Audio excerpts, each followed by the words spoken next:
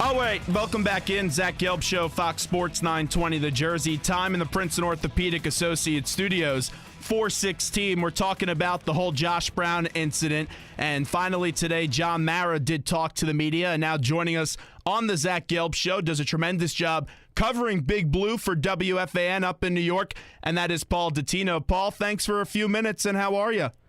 Hey, no problem. Good to talk to you. It's a gorgeous day out at the Meadowlands, and got done with practice a little while ago, and just looking forward to the season. I think all of us have seen enough of preseason football already. Yeah, and you hear from Jason Pierre-Paul, they're ready for the regular season, although it is maybe a nice day outside. So far inside the Giants facility, they've had a lot of backlash from their handling of one Josh Brown. Today, Mr. Mara finally broke his silence. What was your reaction to what Mr. Mara had to say? Well, I thought he said really what he had to say. It was honest, and I believe to be totally truthful with you. My opinion is that I don't think he had anything else he could say.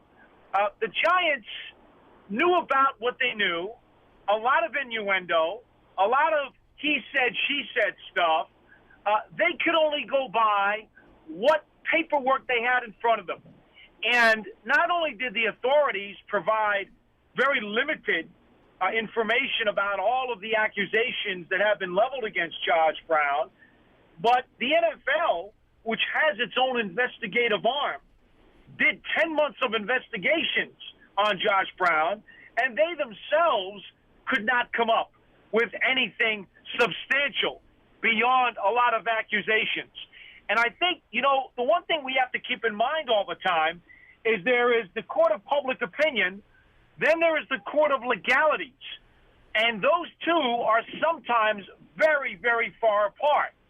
Now, I understand the court of public opinion right now is very anti-Josh Brown, and the Giants understand that, and that's why John Mara had to come out and speak about it today.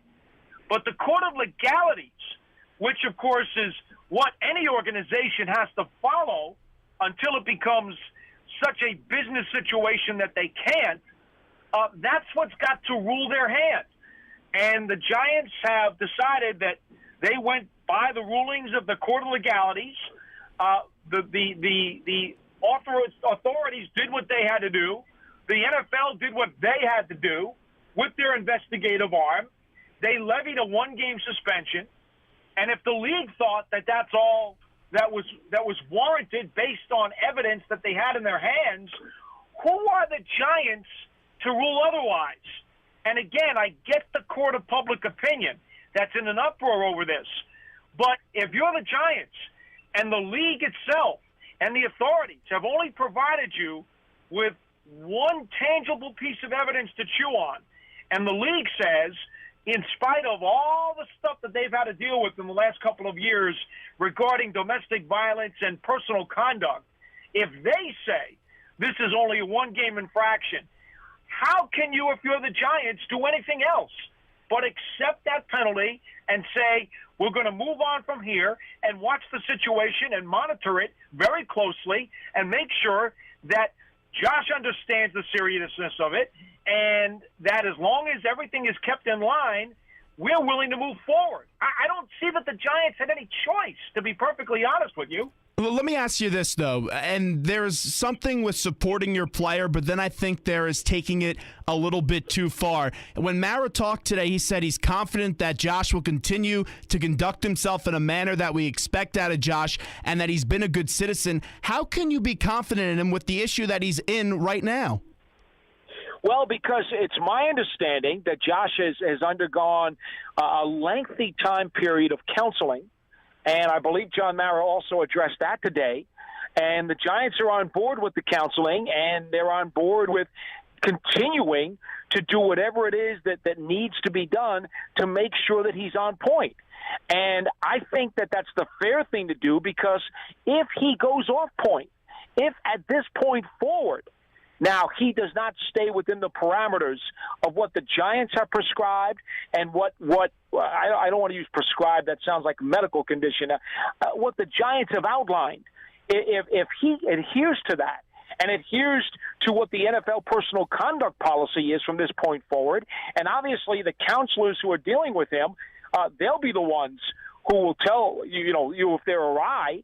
I don't see how you can further punish him if he's on the straight and narrow and follows all of the outlined regulations and rules of conduct. Look, again, I appreciate the court of public opinion here, but I'm also trying to be as pragmatic as I can be in understanding the Giants' position legally. I just don't know how they could do any more. With that being said, as we're talking to Paul Dottino, who covers the Giants for WFAN, and Mara did, to his credit, say that he probably should have talked a little bit earlier, but why did it take him so long? It seems common sense to me when you have an issue this big and a ruling come down from the league, you should comment on that immediately. Well, John did explain that today, too, and I do understand that. He said if he addressed this thing earlier, it probably only would have made the story even bigger, fanned the flames more, and he would have had to answer too many questions about details that he does not feel like he has a right to answer. And I understand that, too. People were asking him specifics today about, what has Josh done, or what do you know about what he did, or what do you think about those accusations? How is he supposed to answer that? I mean, legally, how is he supposed to answer that when the NFL and the authorities have only given, a small sampling of legitimate black and white evidence?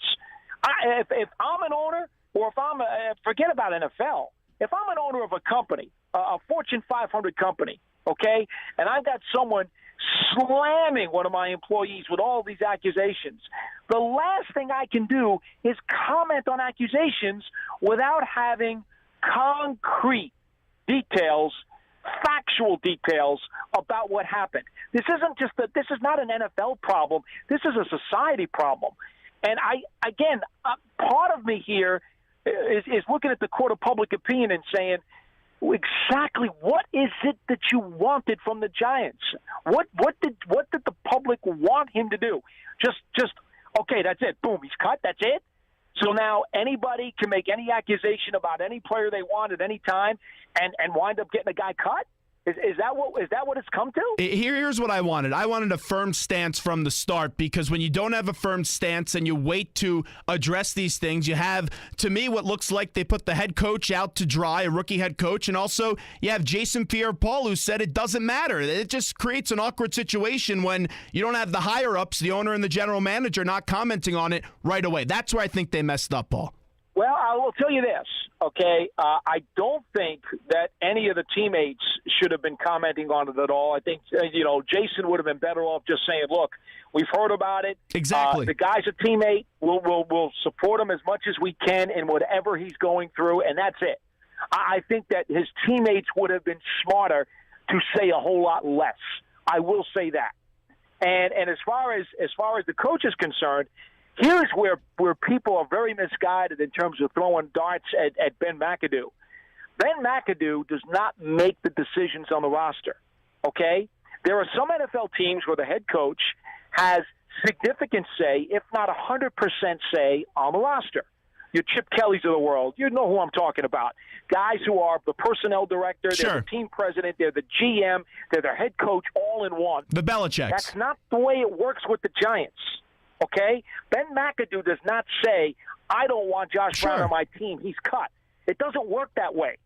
The Giants don't do it that way. So for anyone to go after Ben McAdoo and say that he has contradicted himself in his stance against domestic violence, they're making a mistake. That's not the case. Ben McAdoo has no right within the Giants structure to say that Josh Brown gets cut. That's not the way they do business. This is, according to John Mara, going to be a football decision if he's on the roster after week 1. We know the numbers, $1 million guaranteed that he's going to be owed, $1.75 against the cap. Does this eventually just become too much of a headache and the Giants say, okay, we're going to go with the public and we're going to cut Josh Brown? Well, right now, John has said, as you mentioned, it's a football decision. So Randy Bullock comes in, an accomplished kicker who's done some things in his 4 years in the league. He's certainly very adequate. If you look at his numbers across the board, he's right at the NFL average in terms of his makes in the 40 to 49-yard range. He's a good kickoff guy. So he's a legit kicker. Now, The Giants are going to split the duties with Josh Brown and Bullock this week against the Jets. They're going to be graded on every kick in practice each and every day, as well as the games. Now, it's been expressed to him, that is Bullock, as well as us today in the media, not only through John Mara, but also special teams coordinator Tom Quinn, that they're going to compete for the job. Now, the Giants are preparing themselves, obviously, by bringing in Bullock, preparing themselves for, okay, if situations arise to where Josh Brown cannot be on this roster, we certainly want to have somebody who's there. There's no doubt that that's got to be part of their equation. But if Bullock wins the job outright in the next 2 weeks, he wins the job outright. Let's face it, he's, 10, 12 years younger than Josh Brown? That wouldn't necessarily be, unheard of in this league where sometimes you go with the younger player. But I will say this. What I said before about the court of public opinion, nobody knows where the court of public opinion is going to go from here. Will there be other accusations, other statements, substantiated or otherwise, that come out that make the situation even less tolerable from a business perspective? Maybe. I don't know the answer to that. Neither do the Giants. But could that possibly happen to where circumstances are such that they may decide, okay, you know what? For reasons other than football, we have to make this decision now? That could happen. So at least they're protected now that they've got a Randy Bullock who's an accomplished NFL kicker in camp. And, to me, that's about as clear-cut as it can make it. Paul Dottino joins us right now, covers the Giants for WFAN, Zach Gelb Show, Fox Sports 920, The Jersey. I want to get to what Josh Norman had to say. What was your reaction to his comments, and also what was Odell's reaction about what Josh Norman had to say? Odell's playing smart. He is. He's done a real good job this offseason pushing stuff aside. He's not reacting to any of it. He says, I'm willing to talk about me, talk about the Giants, talk about my teammates. I'm not talking about anybody else. And so, smart move, showing some maturity, showing that he learned from some of his attitude mistakes of last season. I think, Odell Beckham Jr. is doing himself and this organization, the Giants, a lot of good deeds and a lot of good ways by smartening up and maturing. That's good. You should learn from your mistakes when you're a young player. And so I applaud him for that. Josh Norman's a loudmouth. He's going to do what he's going to do. Obviously, he's not learned. He's not grown up. And I guess the Redskins don't have much power over what he says or if he's going to be smart or not because he continues to shoot his mouth off. I think the funny part about it is if you watch the game closely last year, the Carolina Giants game, Beckham really had his way with him. And Josh Norman was only in position twice to even come close to breaking up passes. So I personally believe, as a football mind, as someone who watches the tape and watches the film and breaks this stuff down, I don't think Josh Norman's got a whole lot to crow about. I think he's making a very, very serious mistake, and I think that Odell Beckham Jr. is going to have his way with him when they get on the field. And I spent some time with Odell in the summer, in June, and I was very impressed with him, and a lot of things get said about Odell that I think aren't true, but he was immature with the way that he handled it last year, and he let Norman get into his head. I agree with you. This time around, I think OBJ is just going to block Norman out, and I think we're going to have a lot of fun matchups this year between the Giants and the Redskins, Paul. Yeah, it's going to be a very, very well-hyped matchup. Nobody is going to leave that sucker alone. They're going to scrape at that scab all week when the Giants and Washington are getting ready to play, and they will do everything possible to bait both players. If Beckham truly is as mature and as grown up and as learned as I think he has shown this summer, he won't fall for it. Norman, I suspect, might. That's just the way he seems to be. And, ultimately, it's going to be up to the players to compete on the field and see how it goes there. But I definitely do believe that from what I have seen, Odell Beckham Jr. is going to get the upper hand in that deal. I know you said you're ready for the regular season to start and ready to get over with the preseason, and aren't we all? And with the preseason, I don't expect my teams to go 4-0 in the preseason. I don't care about the wins and losses, but I want to see good competition and my starters give some good reps. Are you concerned at all with the struggles the Giants had in the preseason? Well, let me put it to you this way. Last year, in the 2015 preseason, The Giants are, I believe, in the bottom 6 in the league in offensive point production. Eli Manning did not throw a touchdown pass. He completed 52% of his passes. And quite frankly, there were people around New York who thought that maybe Eli was done. He threw, I believe, for like 195 yards over the course of the 3 games that he played. He didn't play in the final game against the Patriots. Or if he did, I don't believe he had. If he had a cup of coffee in that game, I don't even think he threw the ball. But no, I don't think he played the game. And so he was about as dreadful, and that offense was about as dreadful as you could possibly be. Where'd the Giants finish in offense last year during the regular season? Do you have any idea? I think they were pretty good in that category, especially Eli Manning. Yeah, I believe they were in the top 6 in offense last year, or right in that ballpark, and they averaged about 28 points a game. Yeah, they were phenomenal. And Eli threw for 4,400 yards and 30-something touchdowns and completed well over 60%, maybe almost 70% of his passes. Yeah. So I guess what I'm trying to tell you is you don't care about the preseason. Fool everybody once if you want to, but haven't we learned diddly from watching this team last August that this offense is going to be okay? With the offense, though, the big concern is that right side of the offensive line. And I picked the Giants to win the NFC East this year, but I think it comes down to Newhouse and Jerry and if they can be more of a positive than a negative.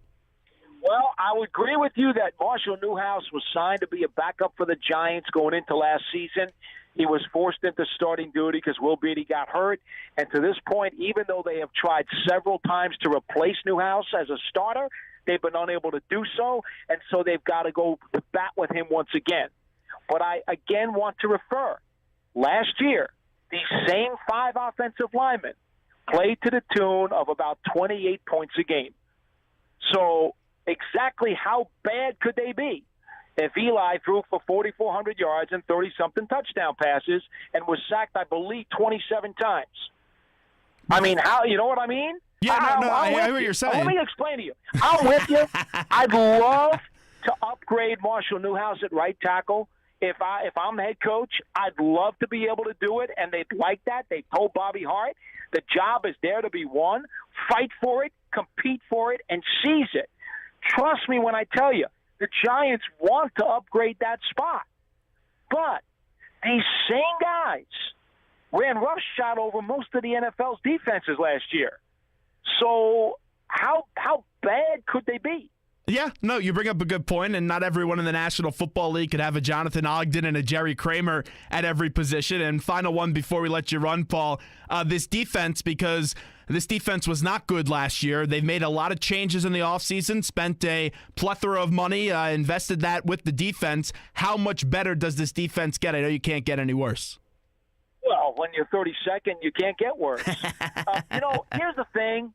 If the Giants' offense matches what they did last season, and again, almost all the personnel on offense is back, if they match that output, and the Giants' defense can improve from 32nd to, let's just say, middle of the pack, maybe in the teens, 15, 16, 17th rated defense, that's all they got to do to be win the division and be a playoff team. That's all they got to do. Yeah, it's not a strong NFC East. Top 5? Yeah. They don't need a top 10 defense. 10-6. 10-6 will probably get the job done in this division. Okay, and you know what? I bet you the 17th or 18th rated defense would be enough to do it, too. Yeah, I think you're right. Paul Dottino, thanks so much. You're the best. Hi, guys.